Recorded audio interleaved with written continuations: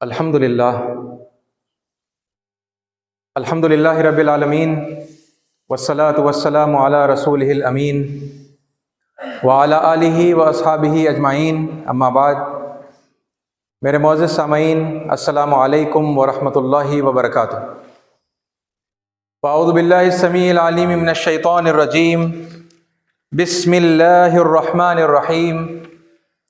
इत्तबिऊ मा उन्ज़िला इलैकुम मिर रब्बिकुम वला तत्तबिऊ मिन दूनिही औलिया क़लीलन मा तज़क्करून।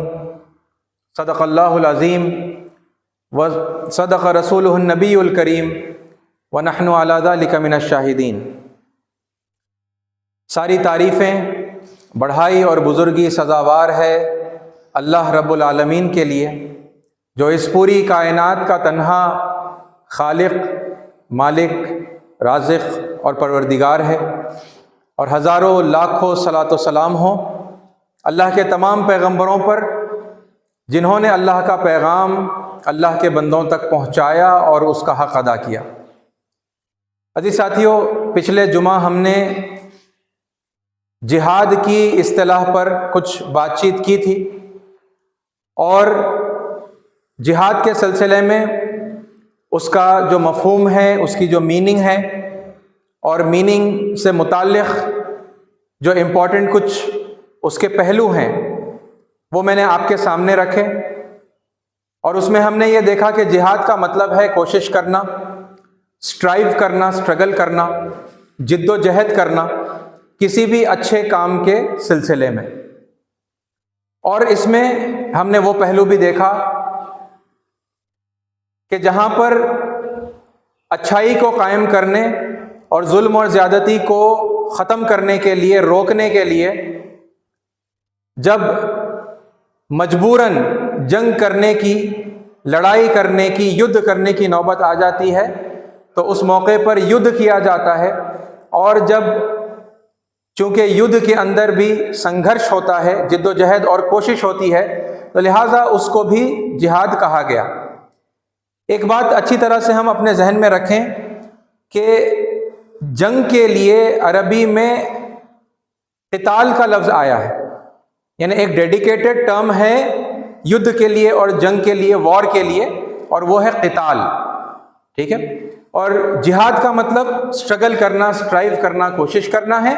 और उसके एक्सटेंटिव मीनिंग के अंदर युद्ध को भी बाज़ मौक़ों के ऊपर जिहाद कहा गया।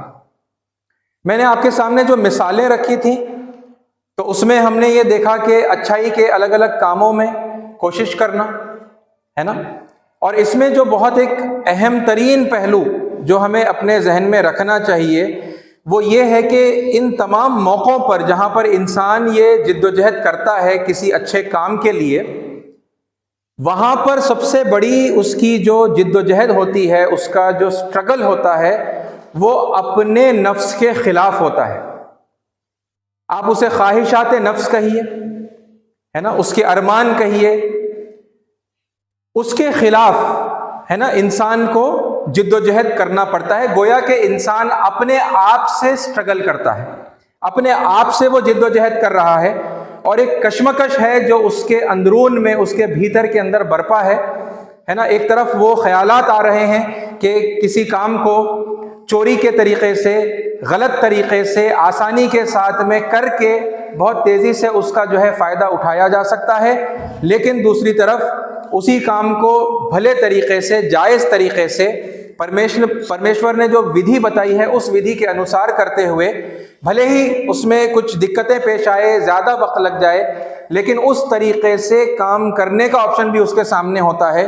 तो ये लगातार कशमकश इंसान के अंदर, उसके भीतर चलती रहती है कि आया कि ये शॉर्टकट, ये गलत तरीक़ा इख्तियार कर लूँ और फिर ये कि नहीं वो मैं नहीं कर सकता, परमेश्वर नाराज़ हो जाएगा, अल्लाह नाराज़ हो जाएगा, और उसको राज़ी करने के लिए मुझे जो सही रास्ता है, जो सत्य का रास्ता है ना, भलाई का, अच्छाई का जो तरीक़ा है, वो मुझे इख्तियार करना है। ये कशमकश भीतर की कशमकश है, ये नफ्स से जिहाद है। और आप लोगों के जहन में ये बात होगी कि जंगे बदर से वापस होते वक्त मोहम्मद सल्लल्लाहु अलैहि वसल्लम ने अपने सहाबा से फरमाया कि हम जिहाद असगर से जिहाद अकबर की तरफ जा रहे हैं। यानी जिहाद के एक्सटेंटिव मीनिंग में हमने देखा कि युद्ध भी शामिल है। उसके टर्म्स एंड कंडीशंस कुछ मैंने आपके सामने रखे कि कब युद्ध होगी, किस वजह से युद्ध होगी, है ना। तो उस मौके पर जब मोहम्मद सल्लल्लाहु अलैहि वसल्लम सत्य के लिए, जुल्म के खिलाफ और अकीदे की बुनियाद पर धर्म की खातिर जो युद्ध लड़के आए थे, उसका नाम है जंगे बदर, है ना, बदर का युद्ध उसे कहते हैं। तो उससे जब वो वापस हो रहे थे तो ये आपने अपने सहाबा इकराम से फरमाया कि हम जिहाद असगर से, यानी कि वो जो जिहाद है जो अभी जंग लड़कर आ रहे हैं, वो कौन सा जिहाद है? वो छोटा जिहाद है। हम छोटे जिहाद से जिहाद अकबर, सबसे बड़े जिहाद की तरफ हम जा रहे हैं। और अब कहां जा रहे थे? वो अपनी नॉर्मल लाइफ की तरफ वापस जा रहे थे, रोजमर्रा की जिंदगी और वहां पर की जो कश्मकश है, वहां पर की जिद्दोजहद है, रोजाना जो यानी अपने रब की इबादत के लिए जो काम आपको करने हैं, उसकी फरमाबरदारी के अंदर दूसरे इंसानों के साथ आपको जो मामलात करने हैं, और ये फिर रोज करना है ना। जंग का मामला अगर आप कंपेयर करेंगे तो कंपेरेटिवली एक शॉर्ट पीरियड ऑफ टाइम के लिए जो है जंग होती है, यानी चंद दिनों की जंग होगी, चंद घंटों की जंग होगी, और अगर लंबी चल भी गई जंग तो फिर कुछ हफ्तों की, कुछ महीनों की जंग होगी। लेकिन ये जिंदगी भर तो नहीं चलती। और इंसान वापस आ रहा है रोजमर्रा की जिंदगी की तरफ। अब वहां फिर बीवी है, बच्चे हैं, ससुराल है ना, उसको मतलब पैसे कमाना है और अपनी जिंदगी जो है इन तमाम लोगों के दरमियान में रह के, सोसाइटी के दरमियान में रहकर उसको गुजारना है। और फिर वहां की आजमाइशें है ना लगातार उसके सामने आती चले जाएंगी, वहां पर बुराई के मौके उसके सामने आते चले जाएंगे। तो उनसे लगातार अपने नफ्स को कंट्रोल करना है ना, अपने नफ्स से जिहाद करना और अपने आप को परमेश्वर की विधि के पाबंद बनाकर रखना, है ना, अल्लाह ताला के अहकाम का पाबंद बनाकर रखना और उसी के मुताबिक अमल करते रहना। ये क्या है? ये जिहाद अकबर है, ये बड़ा जिहाद है। अजीज साथियों, इस सिलसिले में और भी कुछ बहुत इंपॉर्टेंट, बहुत सेंसिटिव कुछ और बातें हैं जो मुझे आपके सामने रखनी है, ठीक है। उनमें से कुछ बातें आज मैं यानी कवर करूंगा और फिर कुछ जो ज़्यादा सेंसिटिव बातें हैं वो कुछ और टर्मिनोलॉजीज के हमारे सामने आ जाने के बाद में फिर जिहाद के मौजू से लिंक करते हुए मैं कुछ और बातें भी आपके सामने रखूंगा। मिसाल के तौर पर यानी एक बहुत इंपॉर्टेंट जो मौजू आपके सामने मुझे रखना है वो ये है कि हमने पिछले जुमा में जैसे देखा कि अकीदे की बुनियाद पर या आस्था की बुनियाद पर भी जंग की जा सकती है, यानी धर्म की बुनियाद पर अधर्म के खिलाफ, ठीक है। ये एक बुनियाद मैंने आपके सामने बताई। और दूसरी बुनियाद क्या थी? जुल्म और सितम के खिलाफ, जुल्म को मिटाने और इंसाफ को कायम करने के लिए जंग की जा सकती है। पहली जो बुनियाद है जंग की, उसके बारे में मैंने आपके सामने कहा था कि ये सिर्फ और सिर्फ पैगंबरों की मौजूदगी में जायज़ है। पैगंबरों के इस दुनिया से चले जाने के बाद में उस हवाले से आम मोमिन जंग नहीं कर सकते। लेकिन इसमें फिर एक सवाल पैदा होता है और वो बाकी रह गया कि क्या पैगंबरों का अकीदे की बुनियाद पर जंग करना और किसी को कत्ल कर देना, यानी कि वो जो नहीं मान रहे हैं, वो जो काफिर हैं, उनको ख़त्म कर देना, क्या ये भी ठीक है? इस पर सवाल आजकल मतलब हमेशा से हो सकता है, आज भी है ये सवाल कि भाई अकीदे की बुनियाद पर उस मौके पर कैसे ये जो है ठीक हो गया, कैसे दुरुस्त हो गया, है ना। और बाज़ लोग ये समझते हैं कि उस वक्त भी ऐसा करना गलत था या बर्बरियत का एक अमल था, है ना, ऐसा नहीं करना चाहिए था, ऐसा बाज़ लोगों का ख्याल है। वो एतराज़ करते हैं, वो सवाल करते हैं। तो उसका जवाब भी आना चाहिए ताकि लोगों को समझ आए कि उस मौके पर युद्ध करना, जंग करना आवश्यक था, बहुत ज़रूरी था, उसको अवॉइड नहीं किया जा सकता था। लेकिन जैसा मैंने आपसे कहा कि ये बात को पेश करने से पहले कुछ और कॉन्सेप्ट्स हैं, कुछ और टर्मिनोलॉजी है जो मतलब हमें समझनी होगी, और वो समझने के बाद फिर इस मौजू की तरफ हम लौटेंगे तो फिर वो बात और ज़्यादा यानी मुनासिब तरीके से हमें समझ में आएगी, ठीक है।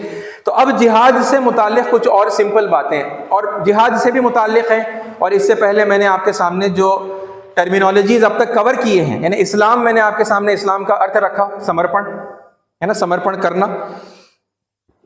मुस्लिम का मीनिंग मैंने आपके सामने रखा कि वो जो परमेश्वर के आगे समर्पण करने को, सरेंडर करने को कबूल कर लेता है ना। और फिर उसके बाद में मैंने आपके सामने काफिर का लफ्ज भी रखा, इनकार करने वाला, छुपाने वाला और नाशुक्री करने वाला, है ना। और फिर अब मैंने आपके सामने पिछली मर्तबा जिहाद का मीनिंग रखा है कि परमेश्वर के रास्ते में सत्य के लिए जिद्दोजहद करना, कोशिश करना, संघर्ष करना। ठीक है। अब देखिए, इन चीजों को, इन मीनिंग्स को अपने जहन में रखते हुए हम एक सवाल करते हैं कि भाई अगर कोई बंदा परमेश्वर के आगे समर्पण को अपनाना चाहता है ना, अल्लाह के आगे इस्लाम को कबूल करना चाहता है, यानी अपने आप को वो मुस्लिम बनाना चाहता है, आज्ञाकारी, है ना, सबमिटर वो अपने आप को बनाना चाहता है, और फिर उसी रास्ते में यानी उसको जिहाद भी करना है, वो किन चीजों को फॉलो करेगा, है ना, वो किन चीजों को फॉलो करेगा ताकि इस्लाम के तकाजों को, मुस्लिम होने के तकाजों को वो पूरा करे। और जब वो उस रास्ते में जिद्दोजहद कर रहा है तो फिर जैसा मैंने आपसे कहा कि जिहाद सिर्फ पॉजिटिव संघर्ष को कहते हैं, पॉजिटिव स्ट्रगल, वो स्ट्रगल जो अच्छे कामों में होती है उसको हम नहीं कहेंगे जिहाद, जो बुरे कामों में जो संघर्ष होता है और जो स्ट्रगल होता है। तो फिर ये तमीज, है ना, कैसे करेगा इंसान, उसका सोर्स क्या होगा, उसकी नॉलेज का, उसकी गाइडेंस का, है ना, ये एक अहम सवाल हमारे सामने आकर खड़ा हो जाता है। क्योंकि लोग जो कुछ भी कर रहे हैं धर्म के नाम पर, हम देख रहे हैं ना, चारों तरफ दुनिया में देख रहे हैं कि धर्म का नाम लिया जा रहा है लेकिन अधर्म किया जा रहा है ना। तो ये तय कैसे होगा कि जो कुछ लोगों ने इख्तियार किया है वो ऐन दीन है, ऐन धर्म के मुताबिक है, या फिर वो धर्म के खिलाफ है, धर्म के विरोध में है ना, दीन के खिलाफ है, ये कैसे जो है तय होगा, इसका जवाब हमें देखना जरूरी है। ठीक है। तो मैं आपके सामने तीनों स्क्रिप्चर्स के हवाले से, यानी भगवत गीता और फिर बाइबल और फिर कुरान के हवाले से मैं आपके सामने वो दलाइल रखूंगा कि भाई हमारा सोर्स क्या होगा, है ना, माखज क्या होगा, कौन से कामों को करेंगे और उसमें फिर मतलब अपने नफ्स के साथ में हम जिहाद करेंगे, है ना, स्ट्रगल करेंगे और उन कामों को करने की कोशिश करेंगे, और फिर वो कौन से काम हैं जो रुक जाने चाहिए, है ना, जिनसे रुकने के लिए हम अपने नफ्स से जो है जिहाद करेंगे, और हम अपने आप को परमेश्वर का आज्ञाकारी और मुस्लिम बनाकर रहने की अंतिम वक्त तक, मरने के वक्त तक हम कोशिश करते रहेंगे, है ना। सोर्स क्या होगा, ये देखिए गीता का एक बहुत ही खूबसूरत श्लोक है जो अध्याय नंबर 16 के अंदर है और श्लोक का नंबर है 24। ओके, 16:24 भगवत गीता के अंदर फरमाया गया है कि तस्मा शास्त्रम प्रमाणन्ते कार्या अकार्या व्यवस्थितो ज्ञात्वा शास्त्र विधानोक्तम कर्म कर्तु मिहारहसि। क्या कहा गया है, देखिए, Therefore, let the scriptures be your authority in deciding what should be done and what should not be done. हमारे हिंदू भाइयों के नजदीक गीता कलाम इलाही है, वो ईशवाणी है ना, और बहुत सारे लोग उसे वेदों का सार मानते हैं, वेदों का जो निचोड़ है, एसेंस है, वो गीता को मानते हैं और कलाम इलाही मानते हैं। कलाम इलाही में कहा जा रहा है ना, ये जो आदेश है, ये जो सोर्स है, अब हमारे क्या करना है और क्या नहीं करना है, हमें उसका सोर्स हमको किसे बनाना है, स्क्रिप्चर्स को बनाना है अकॉर्डिंग टू भगवत गीता। तो therefore let the scriptures be your authority, शास्त्र को ही प्रमाण बनाओ कि क्या करना है और क्या नहीं करना है, इस बात को तय करने के लिए शास्त्र को ही प्रमाण बनाओ। Understand the scriptural injunctions and teachings and then perform your actions in this world accordingly, है ना। तो जो कुछ शास्त्रों में कहा गया है, जो अहकाम दिए गए हैं, है ना, जो आदेश दिए गए हैं, कुछ चीजों से रोका गया है, कुछ चीजों को करने का आदेश दिया गया है ना, उनको जान लेने के बाद इस जीवन में, इस दुनिया की जिंदगी में उसी के मुताबिक तुम अमल करना। ये परमेश्वर का आदेश है गीता के अंदर। तो सोर्स हम किसको बनाएंगे? हम शास्त्र को प्रमाण बनाएंगे, स्क्रिप्चर्स को हम सोर्स बनाएंगे अपनी नॉलेज का, अपनी गाइडेंस का। अच्छा, यही बात फिर होली बाइबल के अंदर कही गई। तो ड्यूट्रोनॉमी के अंदर चैप्टर नंबर 12 है, जिसका वर्स नंबर 32 है, do everything that I have commanded you. हर वो काम करो जिसका मैं कौन? सुप्रीम गॉड, परमेश्वर, अल्लाह कह रहा है ना अपने कलाम के अंदर कि do everything that I have commanded you. मैंने जिस बात का हुक्म दिया है वो सब कर गुजरो। Do not add anything to it और टेक एनीथिंग फ्रॉम इट। उसमें कोई चीज का इजाफा मत करो, उसमें से किसी चीज को कम मत करना। जितना कहा गया है वैसा ही करना। और ये ऑर्डर है। आप उन वर्सेस को पढ़ेंगे तो उसमें जो अथॉरिटी है वो आपको महसूस होगी, है ना। ऐसा कमांड, ऐसा आदेश सिर्फ और सिर्फ हमारा पैदा करने वाला दे सकता है। और फिर यही हुक्म कुरान मजीद में याद दिलाया गया है, इत्तबिउ मा उन्ज़िला इलैकुम मिर रब्बिकुम। इत्तबिउ ऑर्डर है कि इत्तिबा करो, फॉलो करो। Follow what has been sent down to you from your Lord. जो कुछ तुम्हारे रब की तरफ से नाजिल हुआ है उसकी इत्तिबा करो। वला तत्तबिउ मिन दूनिही औलिया, उसके अलावा और माबूदों की इत्तिबा मत करो। यानी कानून अगर किसी का हम फॉलो करेंगे तो किसका होगा? परमेश्वर का कानून होगा, अल्लाह की विधि होगी, है ना। It will be the law of God almighty only. और उनके अलावा जो लोग भी कानून बनाते हैं उनके कानून को हम फॉलो नहीं करेंगे, ठीक है। एंड क्या है?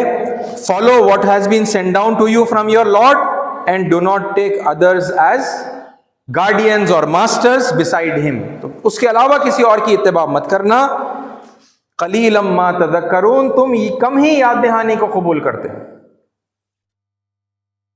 तुम कम ही याद करते हो।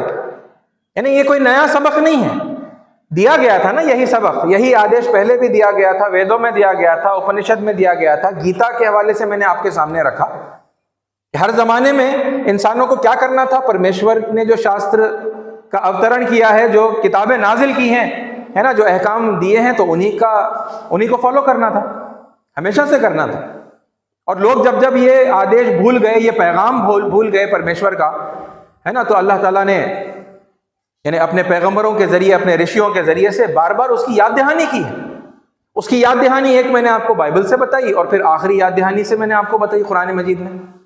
आदेश वही है ना, बार बार जो अलग अलग स्क्रिप्चर्स में दिया जा रहा है। अंदाज़े बयां मुख्तलिफ आपको महसूस हो सकता है ना, लेकिन उसका जो एसेंस है वो सेम है। और ये जैसे जैसे आप एक कंपैरेटिव अंदाज में देखते चले जाएंगे, वो बात आपको और गहराई के साथ समझ में आती चले जाएगी, जो आप पहले से मानते हैं कि दीन तो हमेशा से एक ही रहा, धर्म तो हमेशा से एक ही रहा, है ना। हमारे हिंदू भाई जिस धर्म को मानते हैं, जिसे वो सनातन धर्म कहते हैं, वही तो है जिसको अल्लाह ताला ने कुरान मजीद में दीनुल क़य्यिम कहा।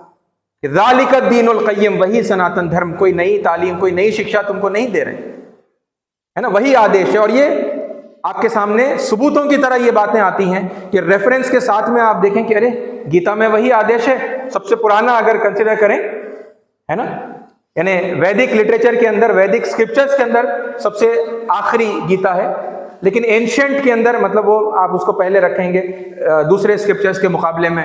और फिर मैंने आपके सामने बाइबल से बताया और फिर मैंने आपके सामने कुरान से बताया। वही तालीम है ना, याद दिलाई जा रही है।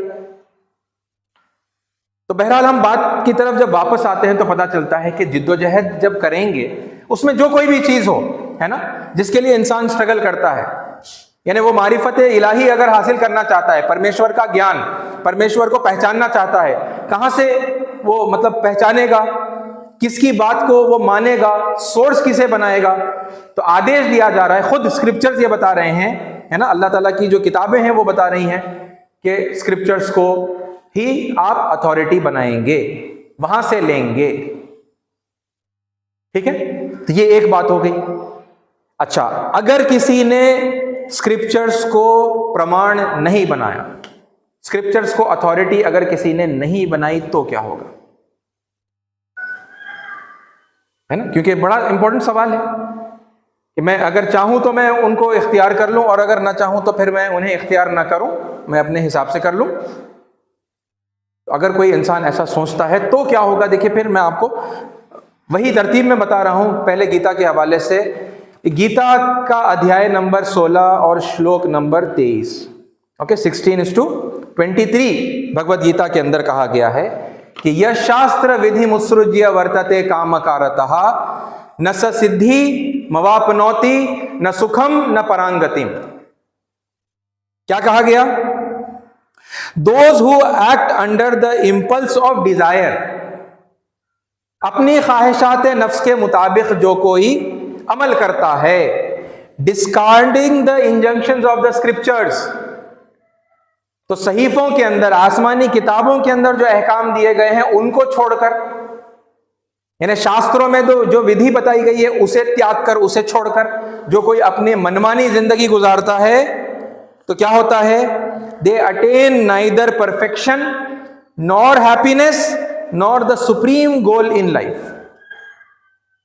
अंजाम बता दिया गया है, ना तो वो एक परफेक्ट इंसान बनेंगे, ना सिद्धि वो प्राप्त करेंगे, उसको ऑकल्ट पावर्स यानी जैसे रूहानी कुव्वतें, रूहानी ताकतें हम कहते हैं, तो वो भी उसे प्राप्त नहीं होंगी।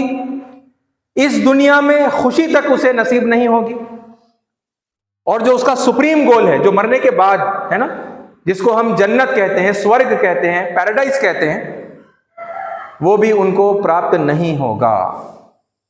मोक्ष कहते हैं, मुक्ति कहते हैं, है ना, उसके अल्फाज अलग अलग हैं, ठीक है, उनको समझाने का तरीका अलग अलग है, लेकिन सुप्रीम गोल वही है। उसके एसेंस को अगर हम देखेंगे तो पता चलेगा कि सुप्रीम गोल एक ही है सबका, वो भी नहीं मिलेगा।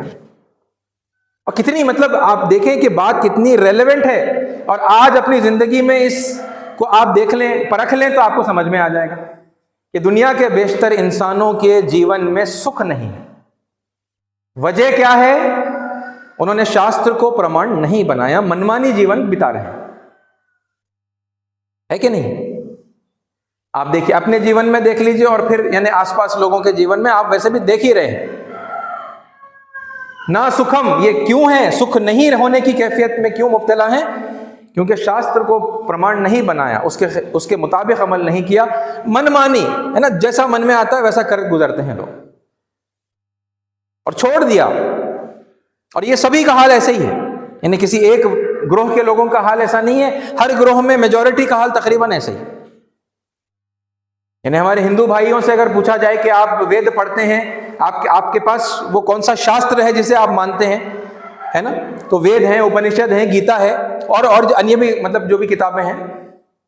हमारे जो ईसाई भाई हैं उनसे पूछें तो फिर इंजील उनके पास है, बाइबल, वो उसे मानते हैं, डिवाइन वर्ड ऑफ गॉड। मुसलमान कुरान को वर्ड ऑफ गॉड मानते हैं। फिर पढ़ते हैं, बाइबल पढ़ते हैं, कुरान पढ़ते हैं, आपको पता चलेगा मेजॉरिटी नहीं पढ़ती। पढ़ने वालों की बड़ी मेजॉरिटी समझती नहीं है, समझकर नहीं पढ़ती,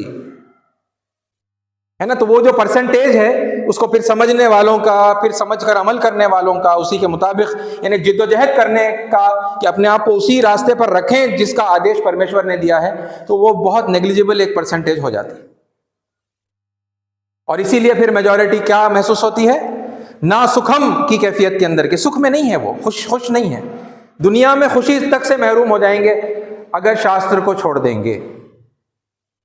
यही बात आप देखें कि बाइबल में एक अलग अंदाज में बयान की गई है, बात वही है, अंदाज अलग है। आप देखें कितना खूबसूरत तरीका है। होली बाइबल के अंदर, ड्यूट्रोनॉमी के अंदर चैप्टर नंबर 28 है, और मैं वो वर्सेस का ट्रांसलेशन आपके सामने, यानी वो इंग्लिश में पढ़ रहा हूं मैं, 58 से 61, ओके, ड्यूट्रोनॉमी 28 to 61 में पढ़ रहा हूं। If you do not obey faithfully all of God's teachings that are written in this book, कितनी, मतलब देखिए बड़ी यानी सटीक बात है, बड़ी प्रेसाइज, बड़ी स्पेसिफिक है। अगर तुमने अमल नहीं किया उन अहकामात पर जो इस किताब में, एक खुदा की तरफ से किताब आ रही है, जो इस किताब में लिखे गए हैं, and if you do not honour the wonderful and awesome name of the Lord your God, और खुदाए ताला परमेश्वर उसके नाम को तुमने अगर इज्जत नहीं दी, है ना। अब क्या हो अंजाम, देखिए अंजाम बताया जा रहा है। He will send on you and your descendants, वो तुम पर और तुम्हारे आने वाली पीढ़ियों पर, नस्लों पर भेजेगा, incurable diseases and horrible epidemics that can never be stopped, लाइलाज बीमारियां वो तुम पर भेजेगा।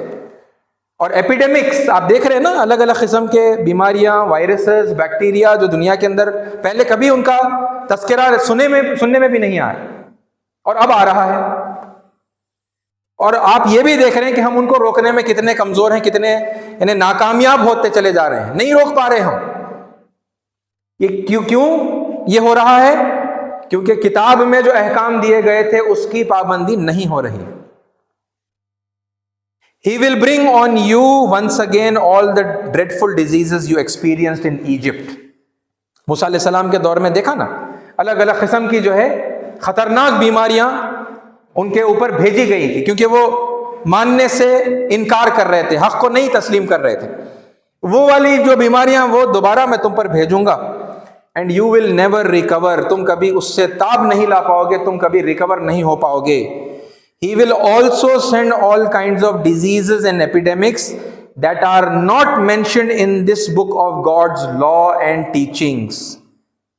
वो ऐसी बीमारियां भी तुम पर भेजेगा, ऐसे एपिडेमिक्स भी तुम पर भेजेगा जिनका तस्करा इस किताब में नहीं किया गया है। कौन सी किताब? खुदा के कानून की और तालीमात की जो किताब है।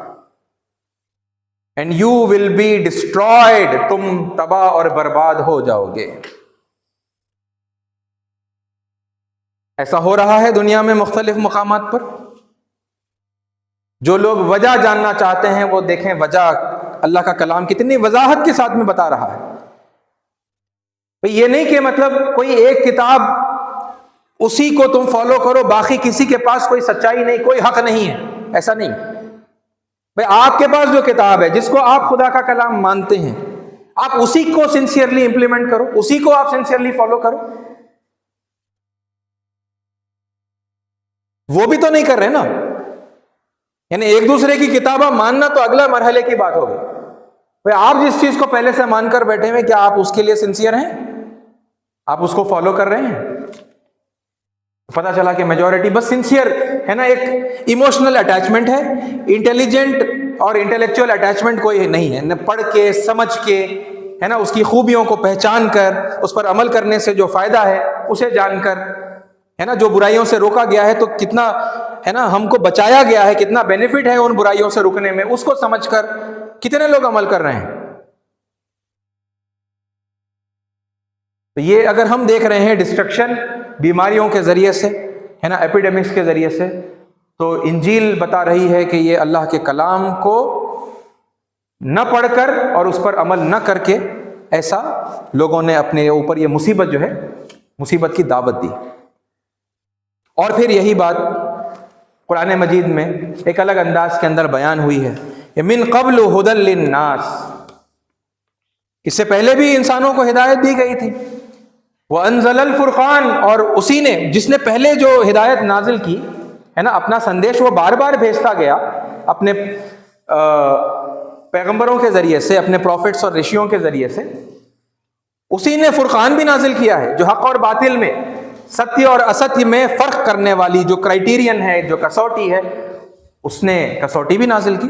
वह अनज़लल फुरक़ान इन्नल्लज़ीना कफ़रू बि आयातिल्लाहि लहुम अज़ाबुन शदीद, जिन लोगों ने अल्लाह की आयात का, अल्लाह की निशानियों का, है ना, परमेश्वर ने जो चिन्ह नाजिल किए हैं, है ना, आयतें नाजिल की हैं, उनका जो कोई इनकार करेगा, क्या है? लहुम अज़ाबुन शदीद, उनको दर्दनाक अजाब दिया जाएगा। आखिरत का तो अजाब है, लेकिन दुनिया में भी अजाब दिया जाएगा। वल्लाहु अज़ीज़ुन ज़ु इंतिक़ाम, अल्लाह अजीज भी है, जबरदस्त भी है, बहुत पावरफुल भी है, और सजा देने की कुदरत रखता है, इंतकाम लेने की वो कुदरत रखता है। तो अजीज साथियों, ये बहुत यानी हमारे लिए इंपॉर्टेंट है ना, और गौर करने की बात है। मुस्लिम बनना है ना, मैंने अपने आप को मुस्लिम कह दिया, अब मैं कुछ आमाल कर रहा हूं, मेरी कुछ फिक्र है ना। इसी तरह ईसा अलैहि सलाम को मानने वाले, इंजील को मानने वाले जो अपने आप को ईसाई कहते हैं, उन्होंने कह दिया कि हम ईसाई हैं, है ना। हमारे हिंदू भाइयों ने कह दिया कि हम सनातनी हैं, हम वेदों में आस्था रखते हैं, हम गीता में आस्था रखते हैं। वेरी गुड, बहुत अच्छी बात है। लेकिन फिर वो कुछ कार्य कर रहे हैं, है ना, वो कुछ आमाल कर रहे हैं, उनकी कुछ फिक्र है, कुछ उनकी सोच है, वो कुछ कर रहे हैं। और जो कुछ भी वो कर रहे हैं, बाज लोग कहते हैं, बाज लोग नहीं कहते कि हम इस्लाम के मुताबिक चल रहे हैं। ईसाइयों ने कहा हम क्रिश्चियनिटी के मुताबिक चल रहे हैं, बाइबल के मुताबिक। और हमारे हिंदू भाइयों ने कहा कि हम शास्त्रों के मुताबिक कर रहे हैं, धर्म के मुताबिक कर रहे हैं। फिर वो जो कर रहे हैं, क्या वाकई वो धर्म में वैसा आदेश दिया गया है? क्या हमने क्रॉस चेक कर लिया? कर सकते हैं ना, वो ग्रंथ तो मौजूद है ना। अल्लाह ताला ने अपने सहीफों की हिफाजत की है ना, और उनके अंदर जो इंपॉर्टेंट टीचिंग्स हैं वो सब मौजूद हैं। उनको जाकर कभी हमने स्टडी किया और क्रॉस चेक किया, अपने अमल को कंपेयर किया कि भाई मैं जिस रविश पर मैं चल रहा हूं वो फिर यानी कुरान के मुताबिक है, इंजील के मुताबिक है, गीता के मुताबिक है। हर कोई जो अपनी जिस किताब को मानता है वो अपनी किताब से चेक कर ले, क्योंकि करना तो ऐसा ही है।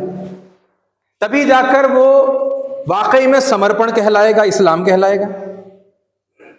ऐसा करने वाला फिर वाकई में मुस्लिम कहलाएगा। यहां कह ले चाहे कितना अपने आप को, लेकिन अल्लाह के रिकॉर्ड में, अल्लाह की नज़र में भी तो मतलब वहां पर मुस्लिम है ना, अपने आप को साबित करना है। फरमा बरदार, समर्पण करने वाला, है ना, शरण में आने वाला। तो शरण में आ गए आप, उसी वक्त आएंगे जब आपको पता चलेगा कि परमेश्वर ने क्या आदेश दिया है। कार्य अकार्य दोनों बातें देखिए, कार्य करने के काम, अकार्य नहीं करने के काम, दोनों बता दिए गए। दोनों कहां से तुम लोगे? वो शास्त्र से लोगे। तो लेना है ना, अपने अपने शास्त्र से कम हम लें, और फिर उसी के मुताबिक फिर जिद्दोजहद। क्योंकि एक बार अब स्टडी किया, कुछ मालूम हो गया, है ना, स्वीकार करने का जज्बा दिल में आ गया, यानी अपने आप को मुस्लिम बनाने का जज्बा दिल में आ गया कि भाई अब से मैं फर्मा बरदार हूं, ये इरादा हमने कर लिया। तो फिर अब उस रास्ते पर आगे बढ़ेंगे। अब जिद्दोजहद करना है ना, कोशिश करना है, और अपने आप को मुस्लिम रखना है मरते दम तक, आज्ञाकारी बनाकर रखना है ना मरते दम तक। तो फिर फॉलो कहां से करेंगे? वो इंफॉर्मेशन और वो गाइडेंस किस सोर्स से हम लेंगे, है ना। और जहां से फिर मतलब वो सही सोर्स होगा तो फिर वहां से सही गाइडेंस आएगी। वो सही गाइडेंस पर अमल करेंगे तो वाकई में, है ना, इस्लाम में दाखिल होंगे, जिसे हम कहते हैं, यानी परमेश्वर की शरण में दाखिल होने को वो जो है उसे कहा जाएगा। और फिर वो दाखिल होने वाले, अरबी में जिनको मुस्लिम कहते हैं, तो फर्मा बरदार वाकई वो हो जाएंगे, है ना, शरण में आने वाले कंसिडर किए जाएंगे। और फिर उसी रास्ते में फिर वो सही चीज़ों पर जिद्दोजहद करेंगे तो फिर उसको जिहाद माना जाएगा, है ना। और फिर उनसे परमेश्वर वो स्वीकार भी करेगा, कबूल भी करेगा उनकी वो जिद्दोजहद को, उनके जिहाद को, है ना। तो शास्त्र के अलावा हमें दूसरे प्रमाण की ज़रूरत नहीं है। हालांकि ये बात याद रखें आपकी, एक चीज़ ये होती है कि इंसान की फितरत खुद बताती है ना, जिसे हम कॉन्साइंस कहते हैं अपनी, या कॉन्शियस कहें, ओके, कि हमारे अंदर एक आवाज़ होती है ना, वो हमें बताती है कि कोई काम अच्छा है या कोई काम बुरा है। तो अंदर से, है ना, दिल मुतमईन हो जाता है। अच्छे काम पर खुद ब खुद एक कैफियत, एक नेचुरली, है ना, दिल मुतमईन हो जाता है कि ये मैंने ठीक किया। और जब इंसान कोई गलती करता है तो अंदर से वो आवाज़ उसको पुकारती है, उसे बेचैन करती है, उसे पता चलता है कि कुछ गलत मैंने कर दिया। अगर स्क्रिप्चरल नॉलेज नहीं भी है तब भी, है ना। तो ये हमारे नेचर के अंदर अल्लाह ताला ने रखा है। फ़अल्हमहा फुजूरहा व तक़वाहा। तो इंसान के अंदर अल्लाह ने इल्हाम कर दिया उसका फुजूर भी, उसका तकवा भी, यानी बुराई और अच्छाई की जो सेंस है वो हमारे अंदर रख दी, ठीक है। लेकिन फिर उसको कंफर्म करते हैं, यानी इसको आप कहेंगे सहीफ़े फितरत, और वो है सहीफ़े आसमानी, अल्लाह की जो है नाजिल करदा वो किताबें हैं, और उनकी तालीम आपके सहीफ़े से मैच होगी अगर आप फितरत पर हैं तो, है ना। तो वैसे तो यानी ये कंफर्म करती हैं। तो इंसान अपने दिल की आवाज़ सुने, उसके हिसाब से वो अमल करे, और अच्छाई और बुराई में तमीज़ करे। और आम तौर पर यानी दुनिया में हर जगह पर लोग, इवन वो लोग भी जो नास्तिक हैं, उनके पास भी तो वो एक अंडरस्टैंडिंग है ना पहले से, क्योंकि इंसान की फितरत में है वो। झूठ बोलना हर एक के पास गलत है, धोखा देना हर एक के पास गलत है। ऐसा नहीं है कि मतलब किसी की फितरत ये पुकार कर करिए कि हाँ झूठ बोलना धोखा देना एक अच्छा काम है। ये तो फितरत को मस्क करने वाले लोगों के मिजाज में आप देखें, वरना दुनिया की ओवरवेलमिंग मेजॉरिटी जो है इंसानों की, जिन चीज़ों को बुरा मानना है उन्हीं को वो बुरा मानती हैं, जिन चीज़ों को अच्छा मानना है उन्हीं को वो अच्छा खुद अपने आप में मानती हैं। स्क्रिप्चर्स क्या करते हैं, वो उन चीज़ों को कंफर्म कर दे। कभी कभी ऐसा आता है सिचुएशन जहाँ पर डाउटफुल है ना, डाउट क्रिएट हो जाता है, डाउटफुल हो जाता है कि भाई ये अच्छा हुआ या गलत हुआ ये काम, तो फिर वहाँ पर क्लियर गाइडेंस मिल जाती है जब आप सहीफे को रेफरेंस बनाकर उससे आप वेरीफाई करते हैं, क्रॉस चेक करते हैं स्क्रिप्चर है ना, शास्त्र। तो जी साथियों, ये एक इम्पॉर्टेंट पॉइंट था कि जिद्दोजहद तो लोग कर रहे हैं है ना, लेकिन सोर्स हमने किस चीज़ को बनाया है, ये सवाल हमें से हर एक अपने आप से करे। और अगर हमने शास्त्र को सोर्स बनाया है, प्रमाण बनाया है, अल्लाह की नाजिल करदा किताबों को, तो पहले से बहुत काबिल मुबारकबाद हैं वो लोग है ना। और फिर भी यानी जो बना चुके हैं उनका भी काम है कि वो बार बार यानी चेक करते रहें, क्रॉस चेक करते रहें, वेरीफाई करते रहें अपने अमाल को, अपनी फ़िक्र अमल को है ना, कि वो अल्लाह की किताब के मुताबिक है या नहीं। और जिन लोगों ने अब तक शास्त्र को प्रमाण नहीं बनाया तो वो बना लें है ना, क्योंकि यही वो तरीक़ा है कि आप वाकई में फिर इंसान बनेंगे। और इस साथियों, जैसा मैं बार बार आपके सामने कहता हूँ कि जब हम स्टडी करते हैं अपने स्क्रिप्चर्स की एक खुले दिल के साथ में, एक अच्छी नीयत के साथ में, हिदायत पाने के इरादे के साथ में है ना, तो फिर अल्लाह हिदायत भी देता है और फिर साथ में आप देखेंगे कि वो नफ़रत को ख़त्म करने के असबाब भी अपने स्क्रिप्चर्स के ज़रिए से बताता है। ये क्या ही ये हैरत अंगेज़ बात नहीं है कि हज़ारों हज़ार साल पुरानी एक किताब है गीता है ना, 5159th ईयर ऑफ मतलब एनिवर्सरी ऑफ रेवलेशन। अब ये 4 दिसंबर को गीता का मनाया जाने वाला गीता जयंती, यानी उस किताब में इतने हज़ार साल पुरानी, और फिर वेद वगैरह तो और बहुत यानी प्राचीन है, बहुत हज़ारों साल और भी पुराने हैं। यानी उनमें जो तालीम बताई गई तो पता चला आज से फिर 2000 साल पहले की जो एक और किताब है आसमानी किताब बाइबल इंजील, उसमें भी है वही तालीम बताई गई है। और फिर 1400 साल पहले जो एक और आखिरी किताब अल्लाह ने नाजिल की तो उसमें भी वही तालीम है ना। तो ये बातें क्या करती हैं, फिर हमें समझने के बाद करीब लेकर आती हैं कि हमारा परमेश्वर एक ही है, उसका दिया गया धर्म एक ही है ना, हमारे माता पिता एक ही हैं। ये शास्त्र अलग अलग हैं क्योंकि अलग अलग ज़मानों में नाजिल हुए, अलग अलग ऋषियों पर है ना, महर्षियों पर नाजिल हुए, उनकी ज़ुबान अलग अलग है, लैंग्वेज डिफरेंट है क्योंकि वो जिस जगह पर नाजिल हुए वहाँ के लोगों की जो भाषा थी तो उस भाषा में नाजिल हुए। लेकिन जब देखते हैं तो फिर अहकाम वही हैं, उनमें दिए गए आदेश वही हैं, उनका एसेंस वही है। तो ये चीज़ें फिर हमको आपस में करीब लाती हैं। ये चीज़ें पूरे मुल्क भर में, पूरे भारत में हमको फैलाना है और फिर भारत तक कोई हम महदूद नहीं रहेंगे, बल्कि जब यहाँ फैला चुके होंगे तो फिर हम पूरी दुनिया में भी फैलाएंगे है ना, क्योंकि हम चाहते हैं कि भारत में भी अमन और शांति कायम हो है ना, लोग मुत्तहिद हों, हमारे हिंदू और मुस्लिम और ईसाई और सारे के सारे लोग मुत्तहिद हों, और फिर यही इत्तेहाद, यही इत्तेफाक, यही मोहब्बत हम चाहते हैं कि सारी दुनिया में भी फैले है ना। तो इस इरादे से आप भी इन चीज़ों को पढ़ें, इन रेफरेंसेस को चेक करें और फिर आपको बात समझ में आई तो फिर आप भी आगे तक लोगों तक पहुँचाइए इंशाअल्लाह। अल्लाह ताला हक़ बात को सुनने की, समझने की, उस पर अमल करने की और फिर दूसरों तक पहुँचाने की तौफ़ीक़ अता फ़रमाए। आमीन। व आखिरु दावाना अल्हम्दुलिल्लाहि रब्बिल आलमीन।